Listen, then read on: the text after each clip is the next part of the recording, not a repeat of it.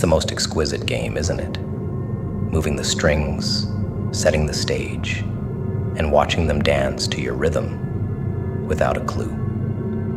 Control is an art, a delicate symphony of whispers and subtle suggestions. The real power lies not in force, not in threats, but in the quiet manipulation, in the invisible hand that guides without ever being seen. The moment someone knows they're being controlled, the illusion shatters. But when they think every move is their own, that's when you've mastered them. That's when you've become the puppeteer, pulling every string while they smile, thinking it's all they're doing. You don't need to bark orders, don't need to shout commands. The brilliance comes in the nudges, in the gentle currents that push them toward the outcome you've already decided. Let them think the choices are theirs.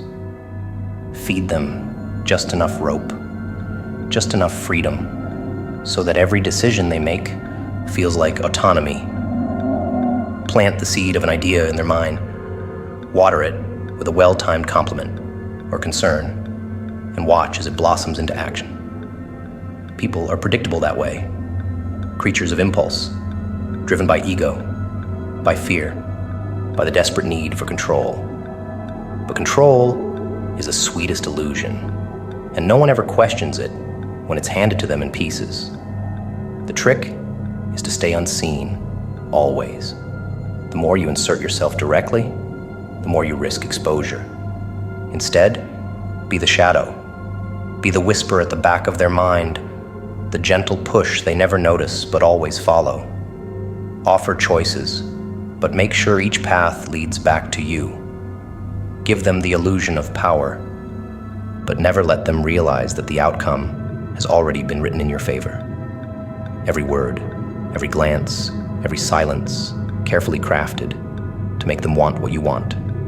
Fear is an excellent tool, but it's clumsy, blunt, and heavy-handed. People rebel against fear. But influence? Influence is subtle, soft as silk. It slides into the mind unnoticed, weaving through thoughts and emotions until their desires align with yours. Give them a sense of control. Make them feel like they are the architects of their own destiny, and they'll thank you for guiding them there. The most perfect kind of control is when they can't imagine wanting anything else. Everyone craves validation. It's a flaw embedded in the human condition. Compliments, praise, the soothing touch of approval.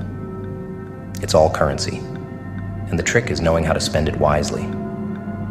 Offer it sparingly, just enough to create dependency. Let them seek your approval. Let them twist themselves into shapes they never imagined, just for the sake of a kind word or a knowing smile. Soon they're not just following your lead. They're begging for it, needing it, like oxygen. But control, real control, doesn't just stop at influence. It's about entanglement. Make them need you. Create a web so intricate that each thread connects back to you. Let them believe their world is stitched together with your presence, that without you, everything falls apart. They'll convince themselves that they're in control, while unknowingly tethering themselves tighter with every move. And the best part? They'll never see the strings. This kind of mastery is more than power. It's ownership, not of bodies, but of minds, of wills. Make them trust you. Make them think you're the one constant in a world of chaos, the one who holds the answers.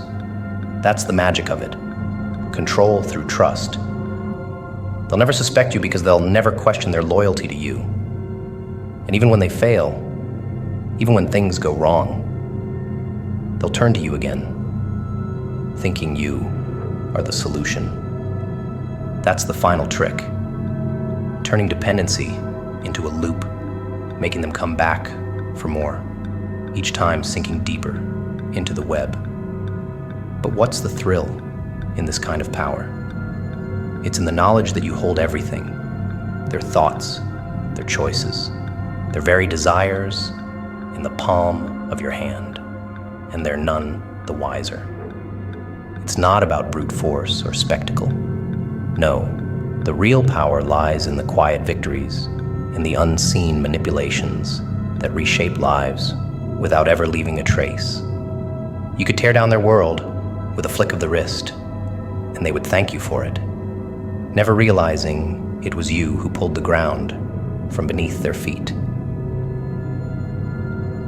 Control, when mastered, isn't about dominance. It's about being the unseen force that steers the ship while others hold the wheel. It's about making sure that no matter where they go, no matter what they do, it always serves your purpose. And the beauty, you remain in the shadows, untouchable. The puppet master, hidden behind the stage, watching as the puppets move, dance, and fight, all while you hold the strings. Master the art, and no one will ever realize that their battles, their victories, their defeats, it was always you who orchestrated it all. Because in the end, control doesn't need to be declared. It needs to be felt. Subtle, undeniable, and eternal. Those who chase drama are small, shallow creatures who thrive on chaos, feeding on fleeting moments of conflict because it distracts them from the abyss within. Drama gives them a sense of power, a false rush, a momentary illusion of importance. But it's empty, a flash in the pan. Their battles are loud, their victories hollow. They stir the pot, create noise, and think it makes them relevant. But those who seek drama are blind to the real game, blind to the truth, that true power comes not from the noise, but from the silence that follows it. Because the wise, the ones who understand the world, they seek control, not of others, not at first, but of themselves. Before you can bend the world to your will, you must first conquer the demons that claw at your own mind. Weak people let their demons roam free. Let their insecurities and impulses dictate their every move. They become slaves to their emotions, puppets to their desires. But the wise, they face those demons head on, stare into the darkness of their own soul, and bend it to their will. They know that before they can shape others, they must first shape themselves. Once the inner war is won, once the shadows in your own heart are subdued, something remarkable happens. The world shifts. The chaos that once pulled you in begins to shrink. You no longer seek validation through drama, no longer need the attention, the constant affirmation. You rise above it. And when that happens, when the demons inside are silenced, what remains is a quiet, unshakable confidence, an aura that speaks louder than any scream, stronger than any show of force. It's an energy that radiates control, not control over others, but control over yourself. And that's what makes people bend to your will, without you even trying. It's not manipulation. It's not about pulling strings or playing games. It's deeper than that. When you are in control of yourself, others sense it. The weak, the uncertain, the ones who cling to drama, like it's their lifeline. They feel it. They gravitate toward that silent strength, that unspoken authority, because it gives them something they lack. It draws them in, makes them want to follow, to please without ever knowing why.